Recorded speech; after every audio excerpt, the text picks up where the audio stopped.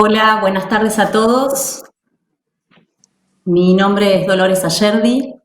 Muchas gracias por estar acá.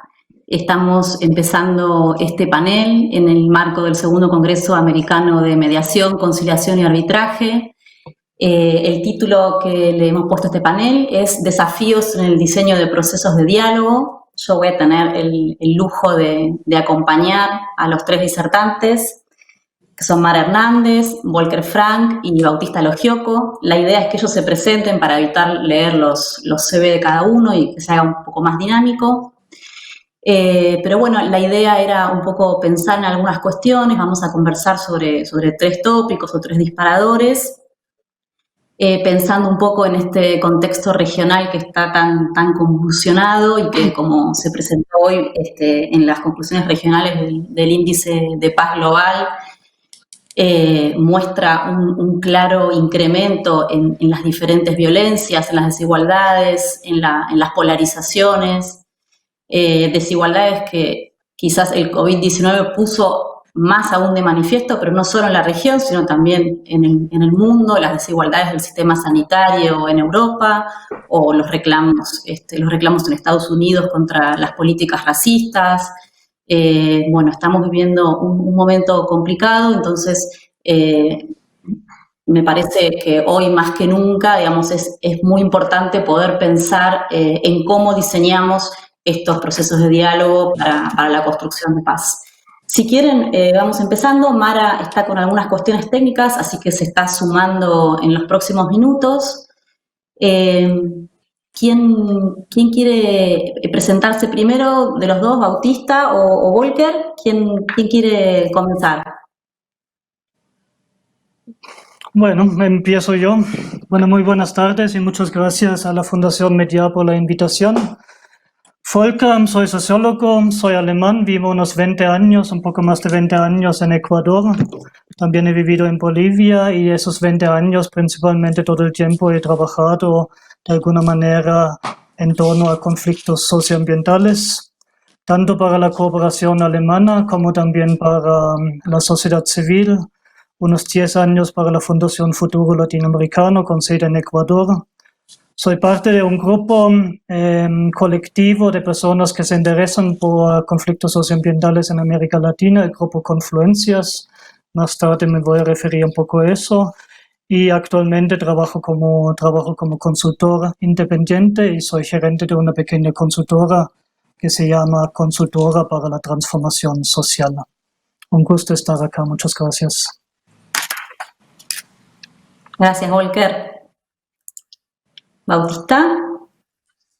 Muchas gracias a la Fundación Mediar por la invitación y a todas y todos los participantes ahí detrás de las pantallas en estas épocas tan extrañas que nos toca vivir. Yo soy Bautista Logioco. Mi carrera ha sido durante los últimos 18 años en el campo de la prevención de conflictos, la transformación de conflictos y la construcción de paz. Principalmente con organizaciones intergubernamentales, la Organización de Estados Americanos, la OEA primero, y la Organización de las Naciones Unidas después. En la Organización de las Naciones Unidas en distintas entidades dentro de la misma, en el Departamento entonces de Operaciones de Mantenimiento de Paz, hoy Departamento de Operaciones de Paz, luego en el PNUD, el Buró para la Prevención de Crisis y la Recuperación, y finalmente en el Fondo de Naciones Unidas para la Consolidación de la Paz. Hace 2 años que dejé mi puesto en la organización y me pasé a desarrollarme como consultor independiente en estos temas, trabajando para distintas entidades de Naciones Unidas, para bancos de desarrollo y para distintos gobiernos también como consultor y asesor. Eso es un poquito el pantallazo. Muchas gracias. Gracias, Bautista. Bueno, si les parece, entonces empezamos con las ideas que habíamos estado planteando cuando planificamos un poquito este panel. La primera cuestión tenía que ver qué enfoques y qué innovaciones más significativas ustedes pueden identificar a partir de la experiencia en los procesos de diálogo en la gestión de lo público. Perdón, hay algo que no aclaré. Después, cuando terminemos con los tres disparadores, vamos a estar tomando las preguntas que quiera hacer el público. Así que yo voy a estar también atenta a eso. Ahora sí, Volker, ¿querés comenzar vos? Con gusto, muchas gracias, Tolo. Bueno, quizás primero retomar algo que dijo Fernanda Aramayo en el otro panel, que me parece importante mencionar, es que hay que revalorizar el diálogo, y eso se refiere un poco a que hay muchos eventos, muchas iniciativas, muchos esfuerzos, webinars que usan el nombre del diálogo, y cuando leo en las redes, en diferentes medios, me parece que hay un montón de diálogos, pero creo que tenemos que ver un poco qué tipo de diálogo, cuando decimos diálogo, poner qué tipo de diálogo es, y si de verdad es un diálogo que de alguna manera tiene que ver con una comunicación horizontal entre los dialogantes, es decir, entre los que participan en el diálogo. Quizás ese de antemano. Y quisiera hacer una diferencia que no es tan común. Yo quisiera hacer una diferencia de un primer tipo de diálogo, que es un diálogo con resultados. Es decir, resultados puede ser una política pública que se busca hacer, puede ser alguna decisión que se quiere tomar conjuntamente, puede ser un acuerdo, una resolución de conflictos, es decir, lo que sea, pero un diálogo que está enfocado a los resultados. Si ahí hablamos del diseño del diálogo, normalmente lo hacemos desde el resultado, es decir, lo hacemos para atrás, qué queremos lograr, y según lo que queremos lograr, hacemos algunas preguntas, por ejemplo, cuáles son las personas que deberían estar, qué tiempo se necesita, cuántas reuniones, qué objetivos debería tener cada reunión. Y muchas veces es un diálogo facilitado también, es decir, hay una persona o un equipo de personas que facilitan el diálogo, que facilitan la comunicación entre las partes.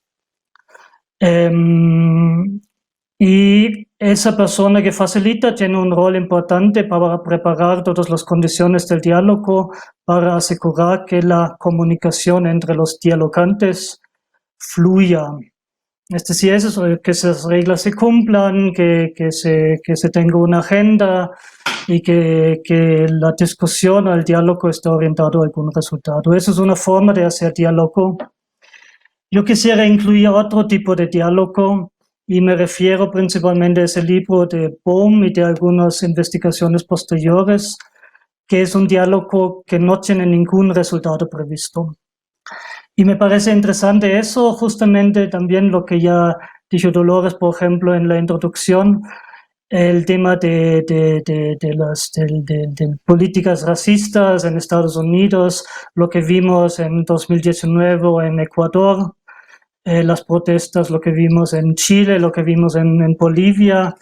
Y creo que son protestas y sucesos que tenemos en América Latina, que incluyen también mucho, no solamente... No veo a los panelistas, sino... Que no solamente incluyen el tema de desigualdad, sino también de diferentes creencias, de diferentes valores, de resentimientos, de prejuicios, de arrogancias. Es decir, incluyen muchos sentimientos, emociones y creencias negativas sobre el otro.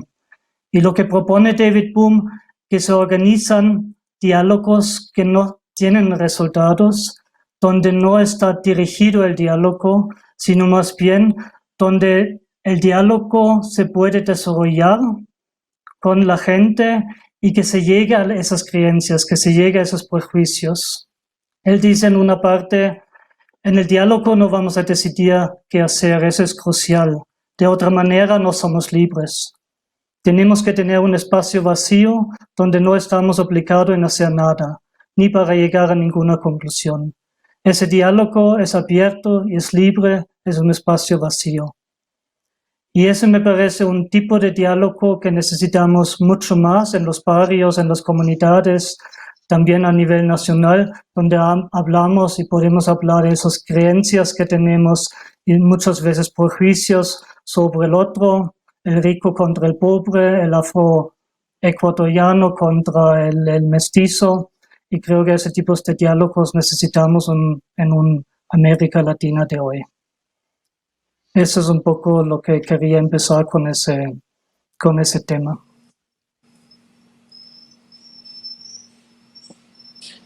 Bautista, hola Mara, llegaste. Qué pena, tuve problemas me confundí con el demo, pero aquí estoy ya. Muy bien. Si te parece, seguimos con Bautista y después seguís vos y haces la presentación y empezamos hablando de este primer tema. Bau. Genial. Muchas gracias y muchas gracias, Volker, por estas observaciones introductorias muy, muy interesantes y útiles. Cuando formulás la pregunta de estas innovaciones o enfoques en materia de diálogo para la gestión de lo público en los últimos años, a mí me vinieron a la cabeza tres fundamentales. Después hablaremos si han sido implementadas estos enfoques o estas innovaciones efectivamente y con todo el potencial. Creo que todavía falta mucho y me estoy adelantando un poco a esa discusión. Pero bueno, en principio creo que hay tres aspectos fundamentales, por lo menos en lo que es mi experiencia trabajando. Uno, creo que es que en los últimos tiempos ha habido una validación, una profundización de la necesidad del carácter inclusivo y participativo de los procesos de diálogo. Y por ahí acá yo me estoy refiriendo más a conflictos, a diálogos para la gestión y transformación de conflictos, más quizás en el marco de conflictos entre estados o de conflictos armados o violentos a lo interno de los estados, más vinculados a procesos de paz. Esto significa que antes no había una conciencia sobre la necesidad de la participación de la sociedad civil en los procesos, no. Pero sí creo que hoy hay una conciencia sobre la necesidad de que esa participación tiene que ser más sistemática, más articulada y tiene que ocupar un rol menos secundario al cual ocupaba antes. Creo que los ejemplos por ejemplo, la participación de la sociedad civil a partir de consultas diversas que se realizaron en el contexto de las conversaciones entre el gobierno de Colombia y las FARC, que alimentaron a ese proceso de discusiones, son un ejemplo en ese sentido. Unas consultas similares se realizaron en el año 2015 en República Centroafricana, en el marco de la preparación de un foro nacional de reconciliación, al cual por lo general eventos de ese tipo estaban destinados a las élites. Sin embargo, en el 2015 se realizaron consultas en las 16 prefecturas del país que reunieron a más de 600 personas, incluidas mujeres, que por primera vez empezaban a tener voz en un proceso más grande que, como dije antes, estaba destinado por lo general a las élites. Entonces sí creo que hay como una conciencia mucho más fuerte de la necesidad de esa articulación y sistematización de la participación de la sociedad civil en diversas formas. Un segundo elemento tiene que ver con también una mayor confirmación de lo crítico, clave e indispensable que es la participación de las mujeres en estos procesos. Y por ende, cuando se diseñan este tipo de procesos hay que tenerlo en cuenta. Ha habido en los últimos años una serie de estudios que demuestran una correlación fuertísima entre la participación de mujeres en procesos de paz y en la firma de los acuerdos, pero participación activa en los procesos y una paz más duradera en cuanto al tiempo y una paz de mejor calidad en cuanto a los temas que se terminan abordando en los procesos y que apuntan a atender a las raíces estructurales de los conflictos. Sin embargo, eso todavía no se ha traducido en una participación equitativa de la mujer y de las mujeres en los procesos. Para que se den una idea, un estudio del Foreign Council Relations, una organización estadounidense, dice que entre el 92 y el 2018, que analizó distintos procesos principales de paz, solamente en el 13% de esos procesos principales de paz participaban mujeres, solamente el 3% de quienes mediaban eran mujeres. Estamos hablando de procesos de 1992 al 2018 y solamente el 4% de los acuerdos a los cuales se llegaron como resultado de esos procesos estaban firmados por mujeres.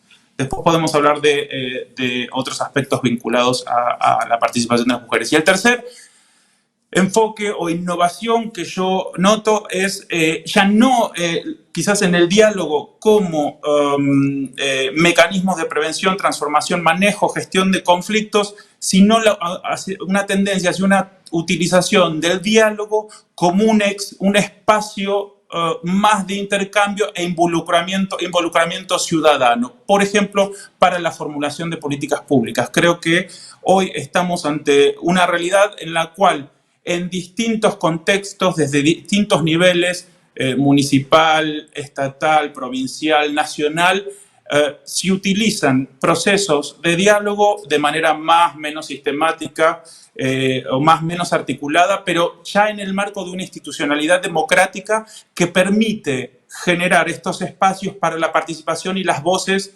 de la ciudadana, el ciudadano común, que por lo general no forman parte de estos procesos. Entonces, ahí lo dejo con estas observaciones preliminares y para continuar la conversa. Gracias, Bautista. Ahora sí, Mara, si querés presentarte y... dale. Dos, ¿verdad? Ahora primera ronda. Muchas gracias. Bueno, Mara Hernández, y yo llevo cumplo este año 20 años de mi primer taller de negociación, el primero que tomé yo. Muy poco después de eso me metía yo a entrenarme como mediadora, como formadora, y entonces pues sí, ya son 2 décadas desde las cuales me gustaría compartir mi experiencia y reflexiones vinculadas con esta experiencia. Yo, en lo personal, entré o me interesé en estas herramientas porque me parecían esenciales para apoyar la transición democrática que estaba atravesando México. Yo, de hecho, me involucré mucho en los procesos de democratización de la década en México, hasta, digamos, incluso trabajé en una campaña política, que llevó al primer presidente de Hernández, después de 7 años de un partido único en el poder, y mi interés personal era cómo hacíamos entonces ahora para gobernar en democracia, cómo se podía gobernar en democracia, porque parecía a la distancia. Yo estaba estudiando la maestría cuando fue ese primer gobierno de alternancia de Vicente Fox, y pues estábamos paralizados, estaba paralizado el Congreso, estaba paralizado proyectos de infraestructura que quería impulsar el presidente, en fin, todo parecía parálisis. Y yo decía, bueno, esto de la negociación que me están enseñando aquí en la maestría y de la mediación, pues es algo que podría ayudar a que, digamos, los tomadores de decisiones en México pudieran negociar, ponerse de acuerdo, y digamos que eso era como lo que yo tenía en la mente, ¿no? Así como educamos a su sistema de partidos para que sepa negociar, sepa construir acuerdos, y bueno, pues se trataba de eso sobre todo, ¿no? De mirar hacia las élites en sus procesos de toma de decisión, y definitivamente lo que hemos visto es que en los últimos 20 años esa élite en México ha aprendido a ponerse de acuerdo, ha sabido negociar, y un hallazgo interesante de la colega María Amparo Casar, que ha estudiado los procesos de toma de decisión, fue justamente documentar que había más reformas legislativas incluso en la etapa de la alternancia que antes de ella, ¿no? Y sin embargo, pues esto no se estaba traduciendo en una sociedad más justa, más incluyente, como lo menciona ahorita Bautista, ¿no? Que son ya las nuevas exigencias de los procesos de diálogo, no, sino todo lo contrario, en la construcción de una nueva élite bastante cómoda en el ejercicio del poder, sin cuya legitimidad empezó a ser cada vez más cuestionada, ¿no? Y lo que entonces creo que lo que ha cambiado en años es darnos cuenta que justamente los acuerdos que se construyen en democracia pues tienen que incluir todas estas voces que mencionaba Bautista, y yo añadiría que deben, que no se sostienen y no se dan estos procesos por generación espontánea, que son el resultado de conquistas de los procesos de cambio efectivos que yo he visto de decisiones más incluyentes, generalmente son el resultado de un proceso de exigencia que viene desde la sociedad civil, desde la articulación sociales, en la forma del movimiento, por ejemplo, en México, de las víctimas, de distintos colectivos de sociedad civil que se organizan para impulsar temas como la necesidad de mayor transparencia, como la necesidad de cambiar el sistema de justicia para que sea más justo y con garantías de debido proceso. Ahí en todos esos casos vemos la articulación de movimientos sociales que son los que marcan la agenda y que lo hacen porque se organizan con una agenda común, porque identifican un tema, porque aportan evidencia de que ese tema necesita ser incorporada pública y construyen coaliciones amplias para darle seguimiento a esa agenda y logran sentar a la mesa a los tomadores de decisiones para que estos y dialogar para que estos cambios puedan incorporarse, por ejemplo, en reformas legislativas, que eso es algo que yo en lo que he estudiado y en lo cual también de alguna manera me he involucrado. Entonces, creo que desde mi punto de vista lo más novedoso es de los últimos 20 años es la importancia de apoyar la construcción y la articulación de coaliciones amplias de sujetos sociales capaces de exigir, de movilizarse, muchas veces no con estrategias colaborativas, pero que digamos que internamente se articulan y construyen un diagnóstico, una idea compartida de hacia dónde tiene que ir el cambio, y que lo exigen, pues. Entonces hay aquí desde mi punto de vista, una necesidad de reconocer que lo dialógico, ¿no? Esto de construir consensos, de ponernos de acuerdo una parte de lo que necesita suceder para que construyamos una sociedad realmente más democrática e incluyente, y que esa otra parte tiene que ver con estrategias de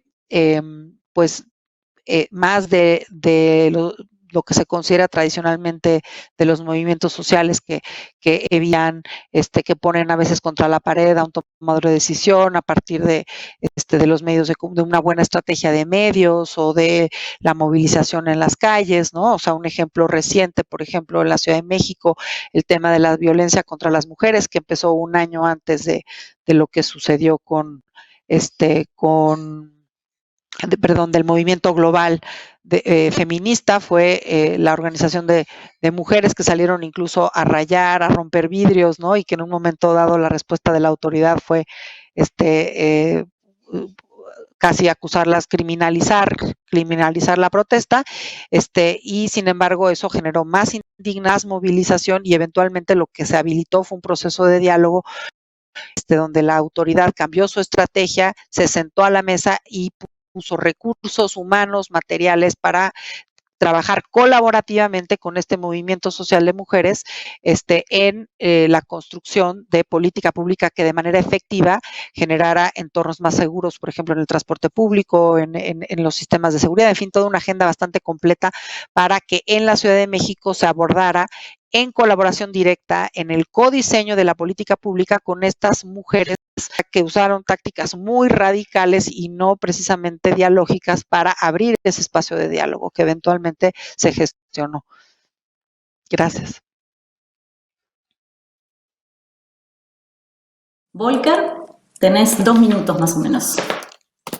2 minutos. Difícil. Comparto con con los colegas que los avances que hay en el tema de inclusión de diferentes poblaciones, de mujeres en los procesos de diálogo, y también comparto una perspectiva positiva en temas de que a nivel de las políticas públicas se ha logrado en cierta manera algunos avances. Creo que para destacar un tema, lo que mencionó Mara, obviamente el diálogo es un medio para lograr los cambios. Hay las movilizaciones, hay las protestas pacíficas que obviamente tienen que ser parte de la democracia, hay el tema de la incidencia, hay diferentes estrategias para lograr cambios en un país, y el diálogo al final es uno que tiene ciertas ventajas y que también tiene algunos limitantes. Creo que seguimos buscando entre todos todavía, pero el diálogo que también transforma las realidades. Y aunque hay avances, creo que seguimos viviendo en América Latina todavía donde no vemos quizás las transformaciones, por ejemplo, en el tema económico, en el tema de exclusión de pueblos indígenas. No quiero decir que no hay avances, pero también hay mucho estancamiento ahí. Un tema para mí es la consulta previa, por ejemplo, que ha tenido en algunos avances en Perú, o bastante avance en Perú, algunos avances en México, pero en los otros países está estancado. Y creo que ahí nos faltan un poco todavía herramientas, nos faltan hacer enfoques para construir un diálogo que puede transformar las realidades en América Latina, y seguramente ahí hay bastante trabajo para adelante. Eso.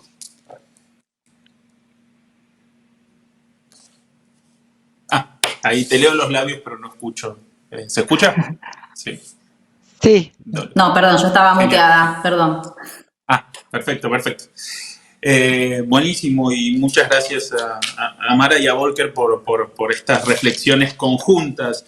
Yo creo que hay algo que es inherente a lo que venimos conversando los tres, que tiene que ver también con un nuevo enfoque reconocido, si se quiere, desde lo más alto de Naciones Unidas, que es una nueva, bueno, se podría decir que parte con la concepción que estos han sido los Estados miembros de los Objetivos de Desarrollo Sostenible, y el objetivo en particular 16 sobre una paz justa, pacífica e inclusive, palabras claves palabras claves siendo justa e inclusiva para alcanzar esa paz. En conjunción con los otros objetivos de desarrollo sostenible, pero también de una nueva concepción, si se quiere, que en realidad no hace más que cristalizar la evolución en materia de prevención, transformación de conflictos y consolidación de la paz, que es este concepto del sostenimiento de la paz, que fue cristalizado en cuanto a resoluciones de Naciones Unidas por primera vez en el 2016, mediante resoluciones conjuntas de la Asamblea General y el Consejo de Seguridad, que habla del sostenimiento de la paz como un objetivo, pero también como un proceso, y que apunta o que comprende la serie de intervenciones que van desde la prevención estructural, antes, digamos, de que las cosas se empiecen a poner feas, la escalación, y abarca hasta la recuperación post-conflicto. En un contexto como el latinoamericano, salvo marcadas excepciones, nos enfrentamos más a situaciones de conflictividad sociopolítica, económica, ambiental y demás. Sin embargo, estos conceptos creo que tienen una validez y una aplicación tremenda. ¿Por qué? Porque conciben este sostenimiento de la paz necesariamente como una respuesta comprensiva e integral que tiene que abarcar no solamente la paz y seguridad, sino también el desarrollo y los derechos humanos, y la serie de intervenciones que van de la mano de manera conjunta. No hay paz sin desarrollo, no hay desarrollo sin paz, y no hay nada de esto si no hay un respeto básico a los derechos humanos. Entonces, ahí sí creo que hay una evolución conceptual cristalizada a nivel de derecho internacional soft, que también ayuda a ir empujando estos cambios en los distintos procesos y empuja por esto también esto que decía Mara, es los cambios no se generan por sí solos. O sea, hay movimientos sociales que después en algún momento los estados quizás recogen y cristalizan, y organizaciones no gubernamentales y organizaciones gubernamentales o intergubernamentales. Es un juego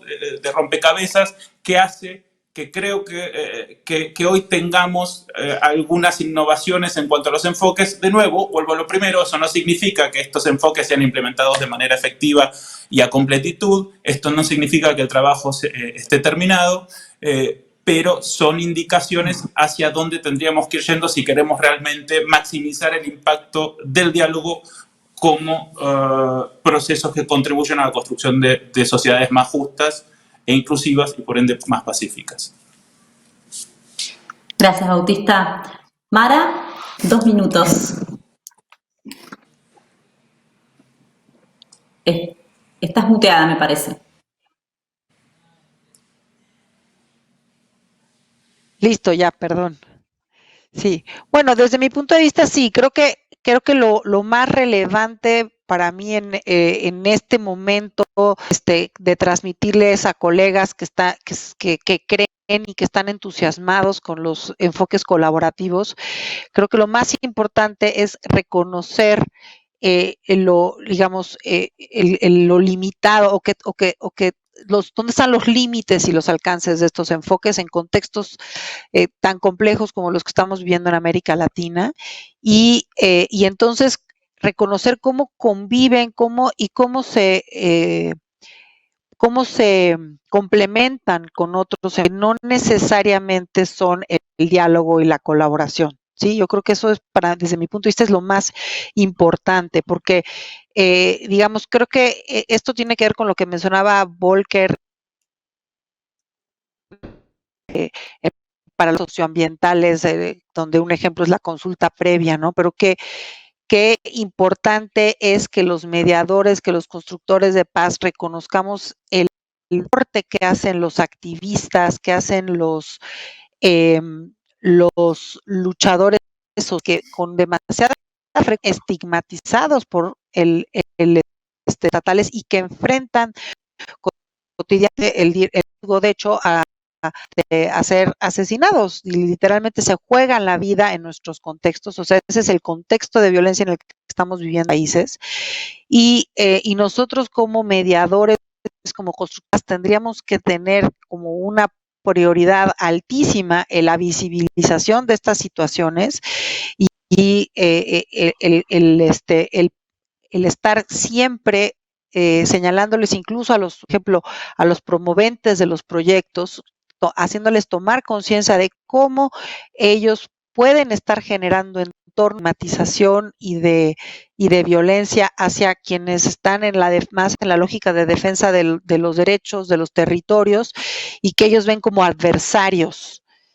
¿Sí? Nosotros como medios a veces, cuando no tomamos este lente del rol que están jugando para visibilizar situaciones de violación a derechos humanos o para defenderlos, también podemos caer en, pues sentémonos al diálogo con los colaborativos, con los que sí quieren el diálogo, ¿no? Y híjole, que esas personas difíciles, pues no van a venir al diálogo, vamos a trabajar con la gente que sí quiere la paz y el pro, ¿no?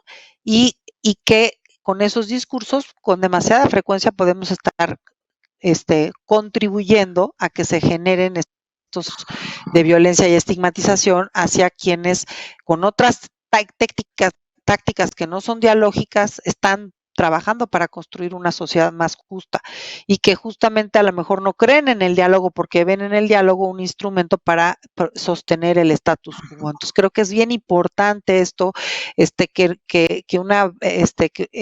como constructores de paz tengamos esta perspectiva amplia sobre los procesos de cambio y entendamos la naturaleza complementaria del diálogo con los enfoques no colaborativos. No Estás otra vez, Dolores. ahora sí, Dolores con el muteada. Perdón, ahí está, ahora sí. Bueno, última vuelta, 1 minuto, Volker. Qué feo papel me tocó. Creo que de la discusión un poco y el acercamiento de constructores de paz a los conflictos, a las situaciones de conflicto que existen, quizás solamente destacar tres palabras que me parecen importantes. El uno es la modestia, lo que dije un poco, ir a una zona para promover procesos colaborativos también significa mucha modestia. Por un lado, modestia frente a los alcances que pueden tener procesos colaborativos, como también modestia frente a la gente local que lucha a diario con esos conflictos. Ese es un tema, el respeto a los procesos, a las redes locales que existen, el respeto a las formas de representación, el respeto a las formas de lucha de alguna manera que tienen y tratar de no imponer algo que viene de afuera, sea un concepto de paz o sea un concepto de diálogo, sino basarse en lo que pasa a nivel local. Y el otro es también construir capacidades locales y al final para mí construir capacidades locales es aumentar las posibilidades de actuación que tienen los actores locales y eso significa quizás algunas estrategias que ellos ya tienen, agregar una estrategia colaborativa que también pueden aplicar en los momentos que lo requieren. Eso no sé si era un minuto, pero... Perfecto, gracias. Bauti. Sí, perfecto, gracias. Y también, bueno, un poco complementando lo que acaban de decir los colegas. A ver, yo creo que coincido con Mara que es necesario tener en cuenta todo el espectro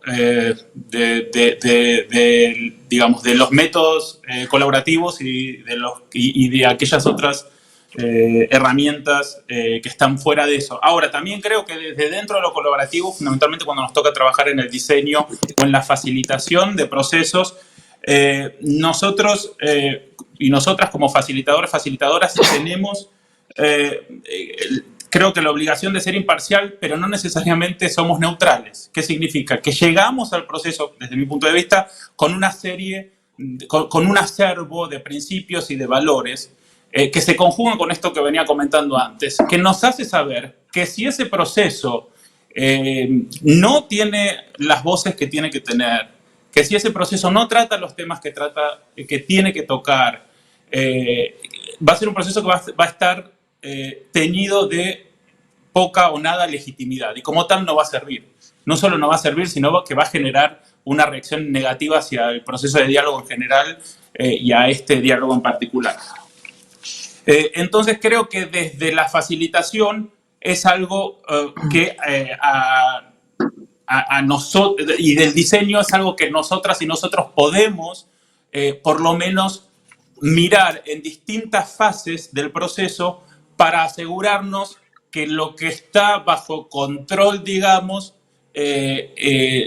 nuestros como diseñadoras, diseñadores y facilitadores, se lleva a cabo de la manera más legítima y confiable posible. ¿Qué significa? Incluir las voces que tienen que estar incluidas, tratar los temas que tienen que ser tratados, más allá de lo difícil que pueda ser. Y después habrá que ver a dónde nos lleva ese proceso de diálogo en particular. Pero sobre esto podemos hablar en las próximas preguntas. Gracias. Mara.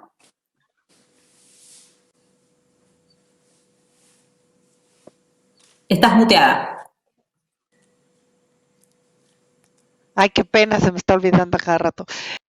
Bueno, aquí quizá me estoy adelantando un poquito a lo que viene en las siguientes rondas, pero creo que sí, para mí algo que ya queda claro en esta primera vuelta es que hay un rol muy importante para los procesos de diálogo en la construcción de actores y coaliciones amplias y como construcciones de visión compartida entre las comunidades, la sociedad civil, digamos, ese que va a ser que puede ser el interlocutor del poder, ¿no?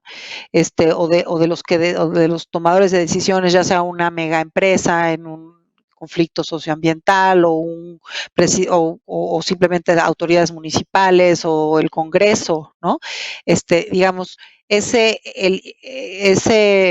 otra parte, esa la que es, desde mi punto de vista, crucial que trabajemos para fortalecer, porque no se da en automático su inclusión, aunque aun cuando tengamos todo este paraguas de nuevos principios rectores y de instrumentos en el marco internacional, en el marco del derecho internacional, hay muchísimas estrategias tácticas que siguen los gobiernos con demasiada frecuencia para simular la inclusión, ¿no? Y entonces la inclusión real de voces tiene que ver con procesos de articulación y de organización desde los territorios, desde lo local, y ahí hay un trabajo muy importante para colegas mediadores, para colegas constructores de paz, y que tendría también que de alguna manera priorizarse en la cooperación internacional y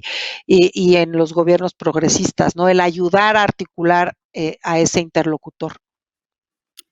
Gracias, Mara. Justamente esto último, y otra vez, no estoy muteada. Esto último que decís de lo importante del armado de esas coaliciones de la sociedad civil tiene que ver con el segundo tema para pensar, que es cómo abordan ustedes las asimetrías de poder en los procesos de diálogo. Volvemos a la primera ronda de 3 minutos. Volker, si querés comenzar. Bueno, quizás lo primero es un poco entender, bueno, qué es el poder, por lo menos tener algún tema. Y creo que por un lado el poder no es nada estático, es decir, no es los poderosos contra los menos poderosos, que los que tienen menos poder, sino de alguna manera el poder sí es algo dinámico, es decir, las relaciones de poder pueden cambiar. Y los cambios que se pueden tener dentro del poder es con la movilización de ciertos recursos. Eso puede ser con movilización de dinero, con movilización de solidaridad, alianzas, con movilización de información, el acceso a la información, organización social, con capacidades de los líderes. Es decir, el poder es algo dinámico y creo que eso es importante entender, porque esa dinámica del poder también se puede cambiar y se puede mover en procesos colaborativos. Y quisiera, y me refiero a algunas reflexiones del grupo Confluencias y algunos trabajos de Joaquín Rodríguez y Mirna Indurias, colegas mías que han trabajado ese tema. El poder se manifiesta también, por un lado, se manifiesta en el tema personal, grupal, se manifiesta en el tema político institucional y se manifiesta en el tema cultural, en narrativas y visiones.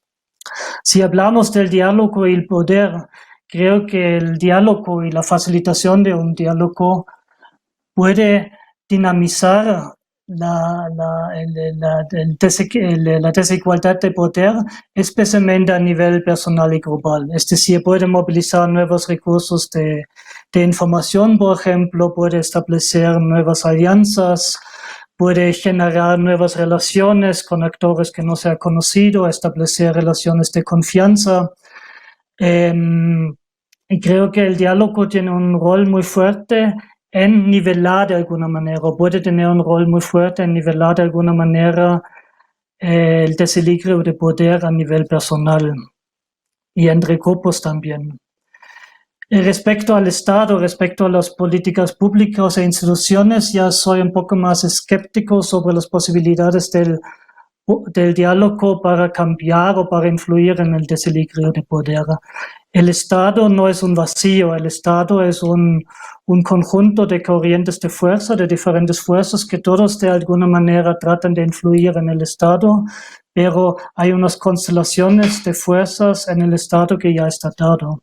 Es decir, el diálogo para mí tiene más posibilidad de influir en temas más suaves que en los temas duros, donde es mucho más difícil. No digo que no es posible, pero obviamente es más complicado. Es decir, quizás es más fácil en temas como cambio climático, en ciertos temas ambientales como cambio climático es mucho más fuerte en temas como minería, como petróleo, y ahí influir a través del diálogo en el Estado y cambiar la constelación de las fuerzas. Otra vez, no digo que es imposible, obviamente el diálogo sí tiene una fuerza, pero... Y el tercer campo que quería mencionar es el tema de las narrativas. Y ahí tenemos que ver que generalmente domina una narrativa del diálogo. Tenemos una narrativa que al final está enfocada en el crecimiento del Producto Interno Bruto, está orientado a ciertos comportamientos de consumo, ve a la naturaleza generalmente como a disposición del ser humano para al final alimentar el crecimiento del PIB, del Producto Interno Bruto. Y esa visión, esa narrativa que domina, creo que ahí el diálogo tiene más problemas de cambiar esas visiones dominantes porque el diálogo se desarrolla dentro de esas visiones. Pero yo quisiera destacar dos roles del diálogo para quizás hacer algo frente a las visiones dominantes. Un rol del diálogo viene mucho a nivel local. Yo no creo que nuevas alternativas al desarrollo vienen a través del Estado, sino más bien, desde mi punto de vista, vienen más desde el nivel local, desde alternativas que se generan a nivel local, desde grupos pequeños que entran en comercio alternativo, por ejemplo, y creo que el diálogo tiene una fuerza a nivel local para juntar esas voces y dar una construcción alternativa de desarrollo. Y creo que también, y ahí regreso un poco al diálogo que he dicho anteriormente, un diálogo que no tiene resultado, es decir, el diálogo también, si es un diálogo profundo sobre creencias, sobre valores, prejuicios, juicios, cómo convivimos en una ciudad, en un territorio, creo que ahí el diálogo también tiene mucha fuerza para construir visiones alternativas. Eso nomás frente al tipo del poder. Muchas gracias. Bautista.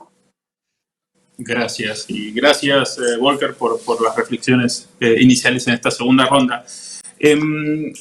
Cuando surge la pregunta de cómo abordar estas asimetrías de poder en los procesos de diálogo, que un poquito partimos de la base que nos vamos a encontrar con distintas asimetrías y relaciones de poder en el mismo proceso, a mí me vinieron a la mente una lista de intervenciones específicas que creo que por lo menos yo las utilizo para intentar cerrar esas brechas. Lo primero, creo que es necesario el proceso de diálogo utilizado como un proceso de gestión o transformación de conflictos.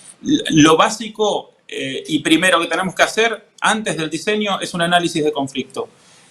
Hoy creo que no se concibe la realización de un análisis de conflicto que primero no solamente dé prioridad, sino que esté liderado por voces locales, que son quienes, las actoras y actores locales del conflicto, involucrados en el conflicto específico del cual estamos hablando, son quienes tienen que liderar ese proceso. Pero tampoco hoy se concibe un análisis de conflicto sin, por ejemplo, una perspectiva de género. Y un fuerte enfoque de género en él y un enfoque etario en el sentido de intentar entender cómo afecta el conflicto de manera diferenciada a hombres y mujeres, pero también cómo afecta de manera diferenciada a distintos miembros de la sociedad de acuerdo, por ejemplo, a cuestiones etarias, y después podemos hablar un poquito qué es lo importante de eso hoy día. Pero bueno, ¿qué es lo que digo por un análisis de conflicto? En análisis de conflicto tendríamos que ver primero, cuáles son aquellos, nos tendría que ayudar a identificar los factores o motores que contribuyen prioritariamente al conflicto específico que estamos trabajando, cómo afecta de manera diferenciada. Si le agregamos una lente de género fuerte, también tendríamos que intentar entender cómo ciertos roles de género o normas sociales basadas en el género tienen un impacto en la creación o en la perpetuación de estos factores de los cuales estamos hablando. Y tendríamos que tener una especie de mapeo de lo que son las oportunidades para la paz. Lo interesante y lo importante es que también un análisis de conflicto nos tendría que dar un mapeo de quiénes son las actoras y los actores cuyas voces deberían estar sí o sí reflejadas en ese proceso de diálogo. Lo cual me lleva al segundo elemento, que es realmente el garantizar que esas voces y visiones o intereses prioritarios en ese conflicto particular se sienten a la mesa de diálogo. Para mí esto es inevitable si queremos asegurar y garantizar la legitimidad del proceso. Ahora bien, lo que pasa en muchos contextos es que desde los esfuerzos de facilitación u otros que tengan que ver con el diseño y la llevada adelante de los procesos de diálogo, al dar espacio y poder de participación a ciertas voces, también estamos muchas veces, yo hablo a veces desde la cooperación internacional o desde distintos esfuerzos, estamos también incrementando el riesgo personal, individual, institucional, de participación al participar estas voces en determinados procesos. Creo que en nuestra región, lamentablemente, por ejemplo, la criminalización y ataques contra defensoras y defensores de derechos humanos, ambientales, periodistas y vinculadas a estos temas, fundamentalmente en contextos en donde vemos distintos tipos de violaciones de los derechos humanos, pero también vemos una alta conflictividad socioambiental. Muchas veces, al asegurarnos que estas voces participen activamente en los procesos, tenemos que ser conscientes que también podemos llegar a elevar el riesgo. Por lo tanto, tendríamos que acompañar esa participación de garantías de seguridad, de medidas de seguridad, lo cual no implica necesariamente la fuerza pública. Y sí, acá coincido con lo que hablaban los colegas antes, que es las redes, la fuerza de las redes, el fortalecimiento de esas redes. Yo me acuerdo, me quedó muy grabado en una entrevista que tuve hace un tiempo con representantes de organizaciones de mujeres, que me decían, las redes salvan. Bueno, ese rol que puede llegar a jugar la red para fortalecer fortalecer esas voces y darle participación activa en los procesos es clave, y no podemos concebir la una sin la otra. Después hay un componente, creo yo, de información técnica que se puede generar en el marco del proceso, ya sea previo a entrar al proceso de diálogo o durante el proceso de diálogo, que puede ayudar a nivelar por lo menos el nivel de información de las partes. Hace un tiempo me tocó facilitar un proceso de diálogo por reclamos de afectaciones por un proyecto financiado por un banco de desarrollo por parte de miembros de la comunidad. Y algo que ayudó a destrabar un determinado momento del proceso fue la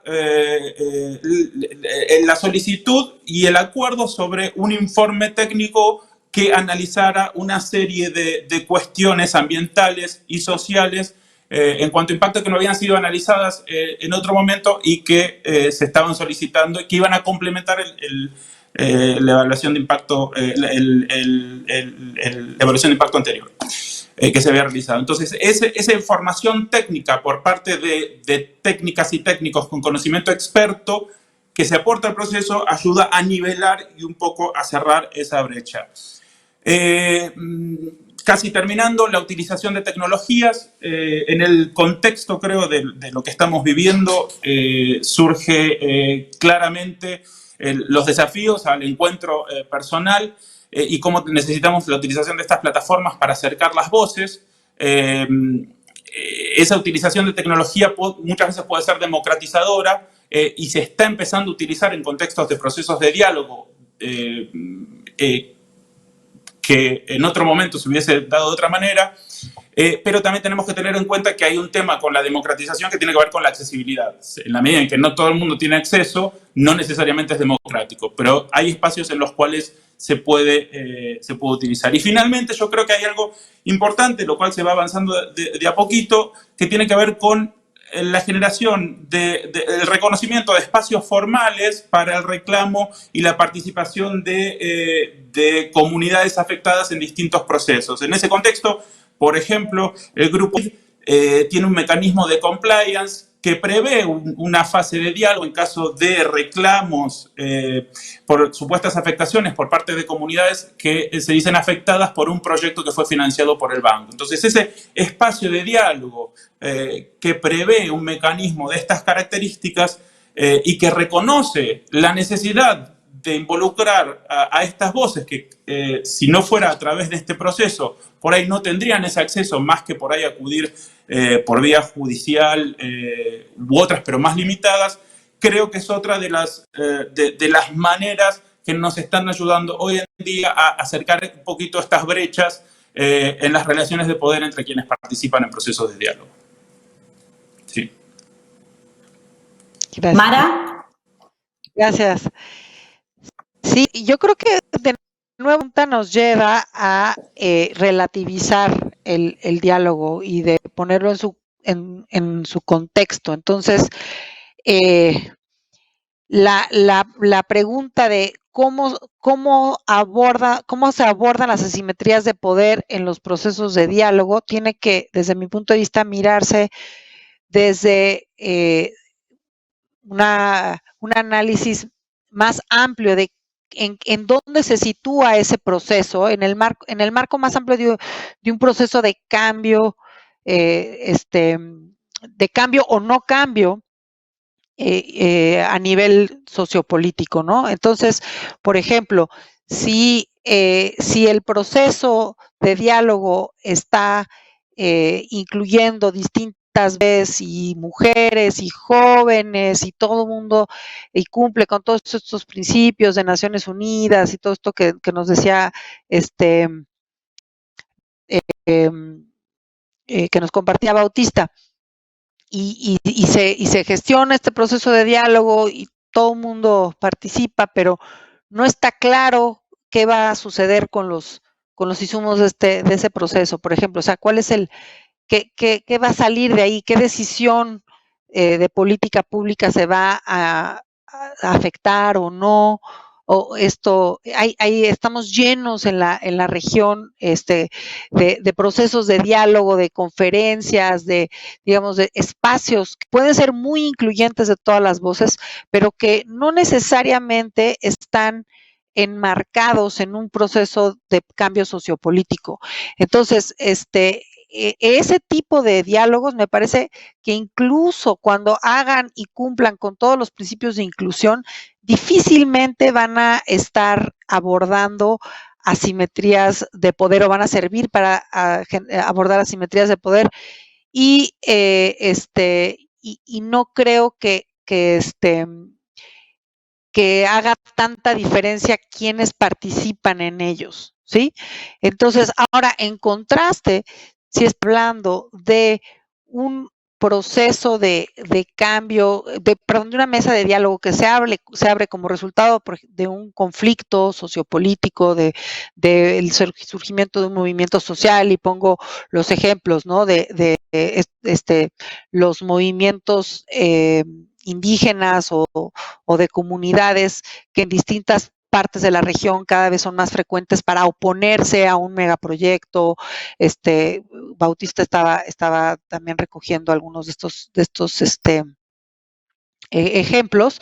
En ese contexto, lo que ha surgido es una organización, una fuerza, una voz en los territorios desde lo local que está diciendo, que está usando métodos no colaborativos necesariamente para hacer visibles esas asimetrías, pero que en la forma de hacerlo ha adquirido un poder y que entonces se sienta a la mesa de negociación que se pueden abrir desde el Banco Mundial o que puede abrir el gobierno federal para tratar de que se llegue o no a un acuerdo. Me parece que ese tipo de mesas pueden ser, si efectivamente sean como directamente vinculadas al diseño del proyecto final o a su avance o cancelación, entonces sí estamos hablando de una mesa que puede ser un hecho de empoderamiento para quién, y esa es la pregunta. Ahí sí importa mucho el diseño, para un par de líderes que metieron una queja al mecanismo del Banco Mundial y se sientan a puerta cerrada y el megaproyecto les concede una serie de beneficios o negocia con ellos nada más, los promoventes del proyecto, o incluso, porque lo sé por entrevistas que hemos tenido con promoventes de proyectos, ¿no? O se les da directamente mucho dinero a los líderes que están inconformes, ¿sí? Ese de diálogo, por ejemplo, pues a resultar en el empoderamiento de una élite local, de algunos cuantos personas local que incluso se pueden beneficiar en lo personal, pero hace poco para transformar las asimetrías de poder más amplias que hay en ese contexto, ¿no? Entonces ahí sí importa mucho el diseño, que es lo que, y aspectos de lo que mencionó Bautista, ¿no? ¿Quién está sentado en la mesa de negociación de esa conforme? Y sobre todo, desde mi punto de vista, ¿qué estamos haciendo? ¿Qué se está haciendo para que la comunidad a la que se está representar esté efectivamente siendo representada y no sea de nuevo un cacique local o algunos líderes locales los que se estén, digamos, apropiando de los beneficios que pueda estar generando una mesa de mediación o de negociación? Entonces importa mucho quién se sienta, importa mucho qué información se comparte en esa mesa, a quién se le rinde cuentas una vez que se han construido acuerdos o no, y si se crea o no alguna forma de mecanismo local para darle seguimiento a los acuerdos que puedan generarse, ¿no? Y entonces ahí sí importa mucho, digamos que aspectos del diseño, y me parece que ahí es fundamental que las partes inconformes con los proyectos o que están manifestando una inconformidad puedan acceder a no solamente quién está sentado en la mesa, sino qué información se comparte en la mesa, y por último, cómo se traduce los resultados de la mesa ya en la toma de decisiones, ¿no? Y en ese sentido, nada más para concluir, pues de nuevo, algo que como mediadores estamos muy acostumbrados a escuchar y a enseñar, es que el conflicto es una oportunidad, ¿no? Y entonces, bueno, claramente en diálogos que se sitúan en un contexto de transformación mayor, casi siempre son conflictos, ¿no? Conflictos sociales o sociopolíticos, que son los que los que generan un entorno en el que una mediación puede abrir un espacio de diálogo transformador, en la medida en la que se complementen con estas otros, que se ponga atención en quién está en la mesa, qué información se comparte, a quién se va a rendir cuenta, cómo se va a comunicar los resultados de la mediación con el proceso de toma de decisiones.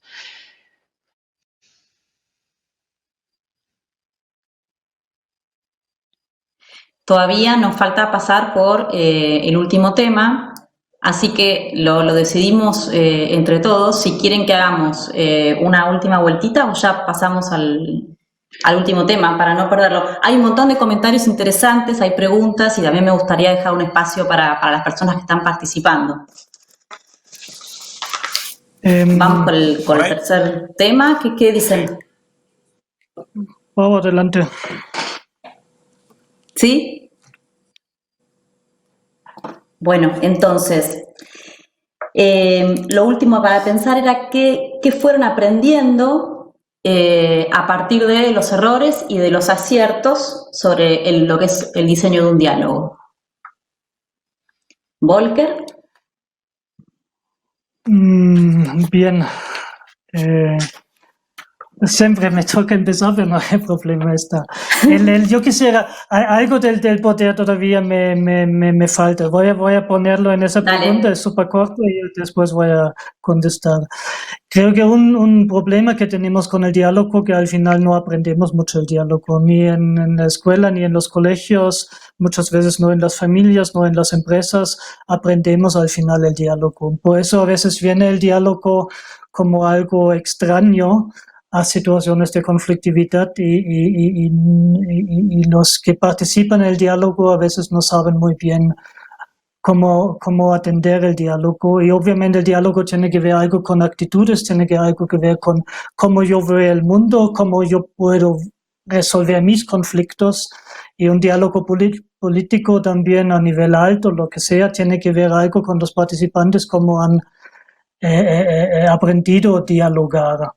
Y las instituciones que tenemos, empezando con la escuela, no nos enseñan cómo dialogar, y creo que ahí hay un vacío muy, muy grande.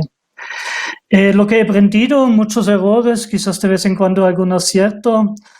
Voy a mencionar 2 ejemplos que me parecen importantes. Un tema es el tema de tiempo. Me refiero ahí a una experiencia concreta con una empresa eléctrica que enfrentaba reclamos de la población local por supuesta contaminación de una central eléctrica. No sé si siempre tiene que ser así, pero a veces es así justamente con empresas. Los contratos son muy a corto plazo, medio año, un año. La empresa espera resultados bastante inmediatos. En ese caso también una mejora de la relación entre empresa y población local.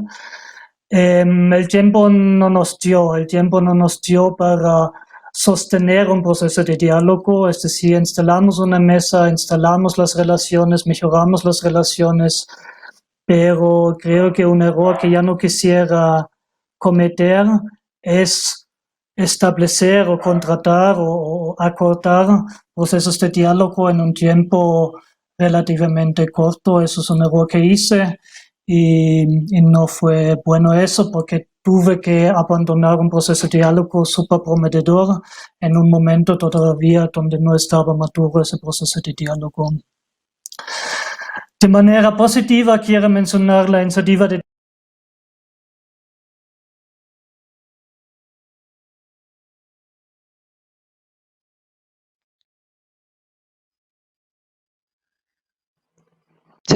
Yo no escucho.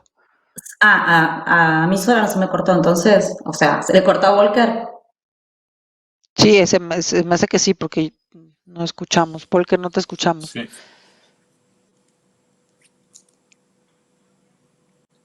¿Walker? Ok. Ok. ¿Seguimos con Bautista? ¿O esperamos Dale, un poquito? dale. O como quieran. Sigamos. Sí, Yo sigamos, quiero que sigamos. sigamos con Bautista. Dale. Genial. Bueno, yo paso directamente a este tercer interrogante sobre qué me ha tocado aprender a partir de errores y aciertos sobre diseño de un diálogo. Yo creo que la primera lección es a ver, lo voy a decir en términos muy simples, aunque es un poquito más complejo, pero no se aborda lo que no se visibiliza. O sea, y si no se visibiliza no significa que no exista. Creo que en materia de violencias estructurales, de diferentes formas de violencias estructurales contra las mujeres, por ejemplo, que están a la raíz y transversalmente atraviesan distintos factores de conflictividad, por lo menos en lo que es la región,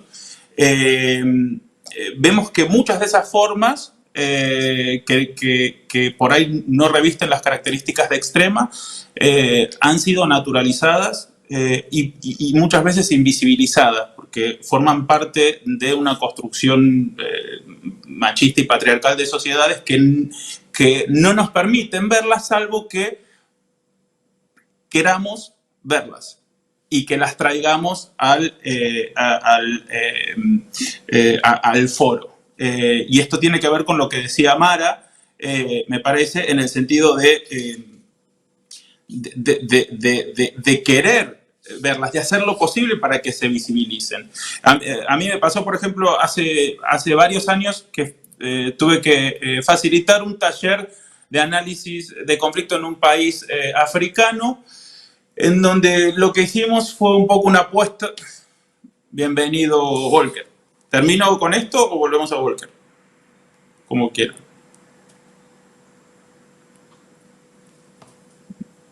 Bueno, termino de redondear esta idea y me dicen después. Hace unos años me tocó facilitar un taller de puesta en común en el marco de un análisis de conflicto en un país africano. Ninguno de los análisis, informes documentación que había disponible para ese espacio de puesta en común tenía un enfoque fuerte de género. Las cuestiones de género, las desigualdades estructurales entre hombres, mujeres y minorías, y las distintas formas de violencia fueron visibilizadas porque había representantes de la sociedad civil, de organizaciones de mujeres que especialmente lo estaban haciendo, pero si fuera por el resto de las y los participantes, eso no pasaba. Yo creo que eso con el tiempo ha ido cambiando. Falta hacer muchísimo más. Es necesario asegurar y garantizar, visibilizar la complejidad de los temas que se van a abordar para que se puedan abordar. Segundo, la flexibilidad. Dotar a los procesos de diálogos o diseñarlos con una flexibilidad que nos permita ajustar el proceso. Recuerdo hace muchos años, yo formaba parte de una misión que estaba facilitando el diálogo entre un presidente en ejercicio y la oposición y su mismo partido que controlaban un congreso, y había riesgos de que el presidente no termine su mandato constitucional. Y había un enviado especial de una organización internacional con quien yo trabajaba, que se dio cuenta en un determinado momento que él necesitaba de el apoyo de una mano derecha y una mano izquierda, casi literal, para conversar con los representantes de la izquierda y de la derecha que se estaban oponiendo al presidente en ese momento. Entonces, enseguida, por más de haber estado interviniendo en el proceso durante un tiempo ya, determinó la reestructuración de la misión para tener, digamos, estas manos derecha e izquierda para hablar con los respectivos y respectivas actoras y actores. Y creo que eso fue un punto clave porque contribuyó a generar esa relación de confianza que era necesaria a partir de tener interlocutores e interlocutoras válidas y consideradas legítimas por estas dos partes, y se llegó a un acuerdo final que hizo que el presidente siguiera en funciones hasta las próximas elecciones constitucionales. Tercer punto, la transparencia en el proceso. Y esto tiene que ver con lo que viene a decir Mara en cuanto a qué pasa con los insumos en el proceso de diálogo. Yo creo que, una cosa es la transparencia en el proceso, teniendo en cuenta que va a haber aspectos de los procesos, fundamentalmente a lo interno, que requieran de cierto nivel de manejo sensible. Pero creo que es fundamental la transparencia en la comunicación de los resultados y de qué se hizo con esos resultados. Por ejemplo, en el marco de un programa de diálogo para la formulación de políticas públicas en el cual la ciudadanía participa, lo que se hace es, se acuerdan consensos y se visibilizan los disensos. Ahora, eso sirve como insumo para el proceso de toma de decisión. No necesariamente va a ser incorporado de manera total a la forma que pueda llegar a tener la política pública en el proceso final. Esto, por lo general, estos procesos funcionan de esa manera. Perdón. ¿El mío? Ok. En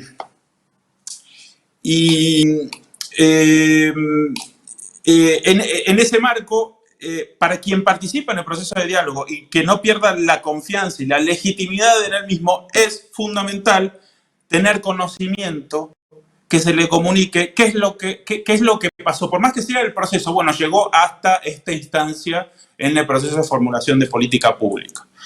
Y finalmente, una última lección aprendida es estar bien atentas, atentes a la generación de espacios informales, porque es en los espacios informales, creo, en los cuales se puede avanzar grandes partes de la agenda que el marco muchas veces formal del proceso no lo permite. Me tocó participar en un proceso de diálogo como facilitador hace un tiempo, en el cual tuvimos, por lo general, almorzábamos en la misma sala de reuniones con las distintas partes que formaban parte del proceso, pero un día no se había pedido el catering, no llegaba, y eso nos obligó a salir de ese espacio, a buscar un restaurante en las inmediaciones de manera conjunta, a sentarnos a comer un sándwich de dudosa calidad. Pero como consecuencia de eso volvimos al proceso, volvimos al diálogo en la tarde y se pudo avanzar en una serie de puntos de la agenda y por lo menos alcanzar un acuerdo mínimo sobre temas que en la mañana parecían trabados. La importancia de esos espacios informales que muchas veces surgen sin programarlos y sin pensarlos es clave y eso quería rescatar también. Gracias.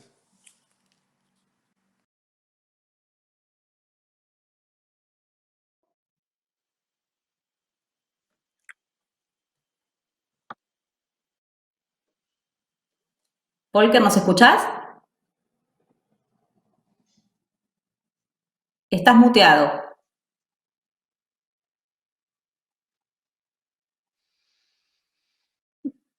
No te escuchamos.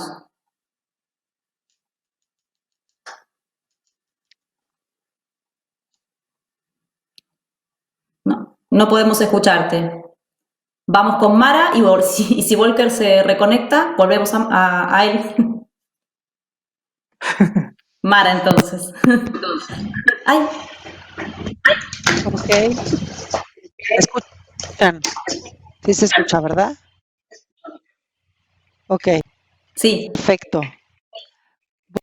Bueno, a ver, entonces, directamente vinculado con audiencia, yo lo que les puedo compartir es que los trabajos más gratificantes que yo he hecho en los últimos y que me parece han tenido mayor impacto, han sido justamente ejercicios en los que he diseñado y facilitado espacios de diálogo, digamos, al límite de alguna de los impulsores del proceso de cambio, digamos, y les voy a poner dos ejemplos concretos. Uno de ellos fue el primer encuentro LGBTTI que se organizó y que dio lugar a la creación de la Coalición Nacional LGBTTI en 2018, en un contexto en el que toda la comunidad LGBTTI estaba preocupada porque parecía que se venía un inevitable, digamos, retroceso en materia de derechos para esta comunidad de la diversidad sexual en el contexto de la elección del 2018, dado que incluso se hablaba que el candidato más progresista era el del Partido Social Demócrata Cristiano Mexicano, que es el Partido de Acción Nacional.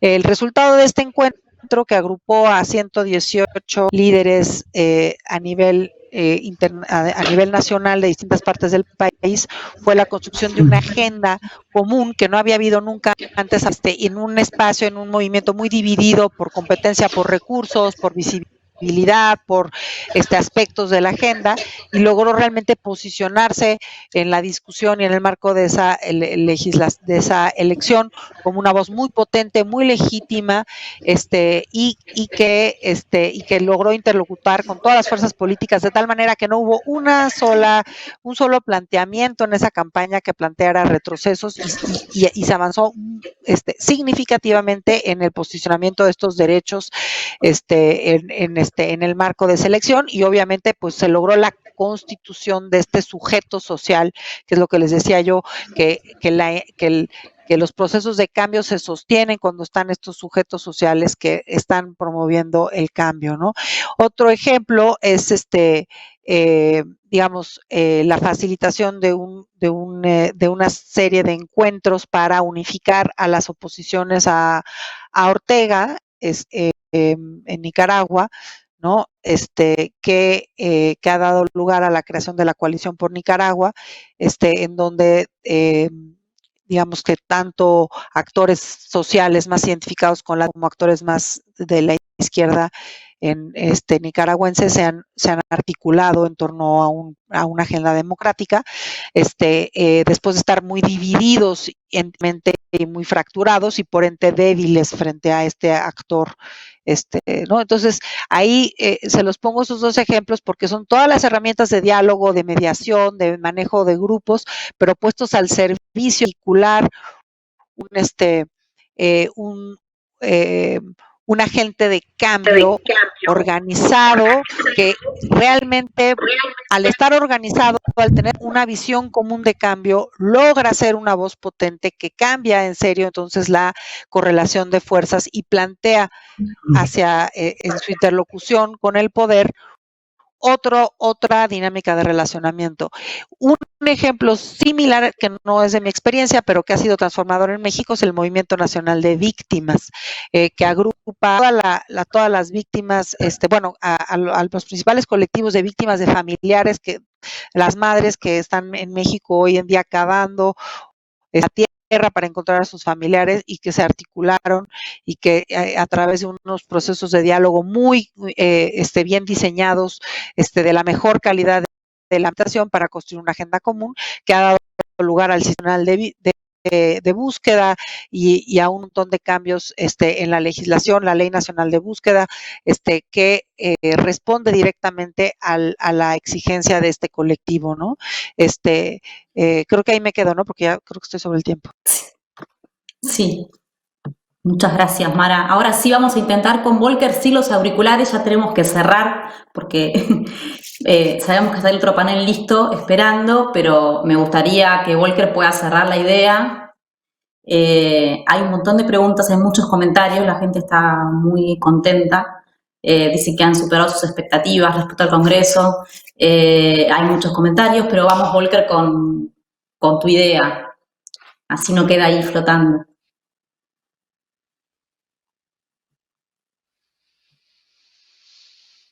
No te escuchamos. Ahí, a ver ahora.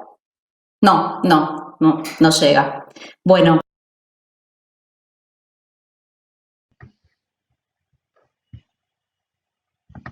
Creo que te muteaste, Dolores, no te escuchamos. Sí, ahí está. Sí, no, son justo las 4:20. No sé si abrir las preguntas ahora se nos va a ir mucho el tiempo. Yo las voy copiando, estoy copiando las preguntas, los comentarios, pero en todo caso después se los puedo trasladar a ustedes. ¿Cómo lo ven? Por ahí los técnicos que me están escuchando me deben estar odiando. Corren a lo mejor nuestros correos electrónicos, no sé si los pongo en el chat o en algún lugar. Ah, podemos hacer eso, ¿no? Y sí, que nos los compartas, a mí me gustaría mucho. Pasamos los correos de ustedes. Hacemos así. Bueno, la verdad que para mí fue riquísimo este panel, les agradezco mucho. Lamento los inconvenientes técnicos que tuvo Volker. Lamento también no haber podido poner en común las preguntas de los participantes porque son súper interesantes, pero entiendo que por respeto al panel que sigue y por el pedido que hizo la organización del Congreso tenemos que cortar acá. Espero que haya una segunda vuelta de esto. Gracias a los tres, gracias por su tiempo y bueno, gracias a todos los que están escuchando. Yo, por lo pronto, me despido. ¿Ustedes quieren despedirse? Ay, bien, bueno, gracias a todos. Muchas gracias a todos y a todas por la participación. Gracias. Sí, muchas gracias. La verdad es que yo sí me quedo con las ganas de leer preguntas y eso, de que tengan nuestros correos electrónicos para que si hay alguna cuestión específica que nos quieran intercambiar, pues que estemos ahí también disponibles, ¿no?